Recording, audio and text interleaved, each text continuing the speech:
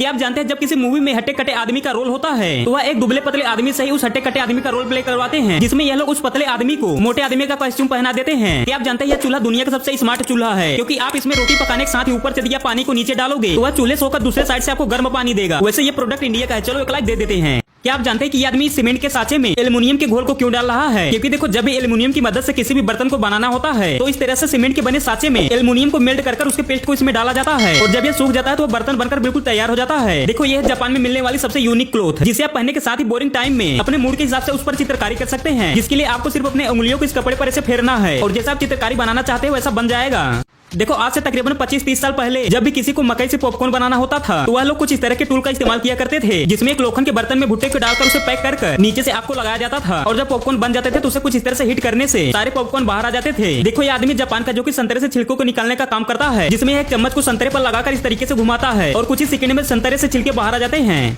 देखो चाइना में जब भी अंडे को तोड़ना होता है तो वह लोग कुछ इस तरह के टूल का इस्तेमाल किया करते हैं, जिसमें इस गैजेट को अंडे पर रखकर उसे 2 बार अपनी तरफ खींचकर छोड़ना होता है और अंडा बहुत ही स्मूथली फूट जाता है। देखो चाइना में जब भी कार्डबोर्ड से डिब्बे को बनाना होता है तो ढेर सारे कार्डबोर्ड को सीधी लाइन में रखकर उसे कटर मशीन की मदद से काटा जाता है, जो देखने में काफी ज्यादा सेटिस्फाइंग भी लगता है। देखो चाइना के लोगों द्वारा कैंपिंग हाउस बनाने का तरीका अभी थोड़ा कैजुअल है, क्योंकि यह लोग कुछ ऐसे कैंपिंग हाउस बना रहे हैं जिसे आप बाय करते हैं तो आपको हर एक ऑप्शन मिलने वाला है, जैसे कि बेडरूम, किचन रूम, यहाँ तक कि बाथरूम भी। लेकिन इस कैंपिंग हाउस को एक जगह से दूसरी जगह पर ले जाने के लिए आपको किसी ट्रक का इस्तेमाल करना पड़ेगा। अब देखो अमेरिका में रहने वाले इस बंदे को ब्लैक एंड व्हाइट कलर इतना ज्यादा पसंद है कि यह ब्लैक एंड व्हाइट कपड़े को पहनने के साथ अपने घर को भी पूरी तरीके से ब्लैक एंड व्हाइट में कलर करवा दिया है। देखो इस चीज को कैरी साइकिल कहा जाता है और इसका इन्वेंशन चाइना वालों ने किया है और ये कैरी साइकिल लोखंड से बने चीज जैसे कि गाटर, सरिया जैसे चीजों को एक जगह से दूसरे जगह पर ले जाने के लिए यूज किया जाता है और इसका इस्तेमाल करना भी काफी ज्यादा आसान है। देखो यदि आपका भी बकेट नीचे किसी गड्ढे में चला जाए जहाँ पर आपका हाथ न पहुंच पा रहा हो तो आपको इस तरह से एक रस्सी ले लेनी है, जिसके एक मुख पर गट्ठी बांध लेना है, दूसरे मुख पर इस तरह से फंदे बना लेना है और आप बकेट में लगे हैंगर में इस तरह से बजाकर आप आसानी से अपने बाल्टी को बाहर निकाल सकते हैं। देखो गुजरात में जब भी किसी को पराठा खाने का मन होता है तो वह लोग इस आदमी के पास आ जाते हैं और फिर ये आदमी एक बाल्टी में भरे हुए मैदे को अपनी उंगलियों की मदद से इस कढ़ाई में फेंकता है और जब आटा कढ़ाई में सभी जगह अच्छी तरीके से लग जाता है तो यह इसे ऊपर से पकने के लिए ढक देता है और जब यह पक जाता है तो इसे खाने के लिए लोगों को दे दिया जाता है। अब देखो चाइना जैसे देशों में खराब हो गए टायर को रिसाइकल करने से पहले इस तरह के कांटेदार मशीन में डाला जाता है और ये मशीन कुछ ही पल में उन टायरों का चूरमा बना देती है।